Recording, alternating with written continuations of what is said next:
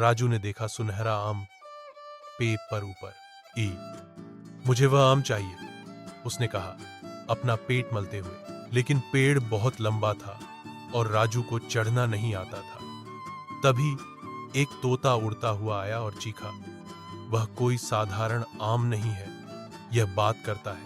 राजू ने पलक झपकाई। एक बात करने वाला आम? हाँ सही है। फिर भी जिज्ञासा ने उसे हरा दिया। उसने आम को गिराने के लिए उस पर एक पत्थर फेंका। आम ने अचानक चिल्लाया, आउच! चोट लगी!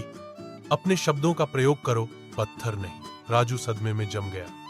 क्या क्या आम ने अभी बात की? हाँ, आम ने कहा, अब धीरे धीरे नीचे तैर रहा था। मैं बात करता हूं और मैं सिखाता हूं। राजू ने चौड़ी आंखों से घूर कर देखा। तुम क्या सिखाते हो? आम डगमगा गया, जमीन पर बैठा और कहा, मैं भूखे बच्चों को धैर्यवान और दयालु बनना सिखाता हूं। राजू बैठ गया। ठीक है, मुझे सिखाओ। पहला पाठ, आम ने कहा, पत्थर मत फेंको, दयालु बनो। राजू ने सिर हिलाया। दूसरा पाठ, धैर्य मीठा फल लाता है। तभी आम अपने आप फट गया, जिससे अब तक का सबसे रसीला, सबसे स्वादिष्ट फल प्रकट हुआ। राजू ने एक टुकड़ा लिया और मुस्कुराया। वाह, तुम सही थे।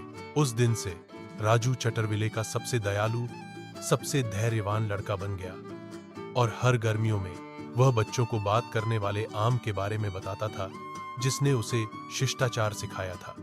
यह साबित करने के लिए जूस की मूंछों के साथ कहानी का नैतिक, दयालुता, धैर्य और सहनशीलता हमेशा सबसे मीठे पुरस्कार लाते हैं, भले ही वे एक बात करने वाले आम से आए।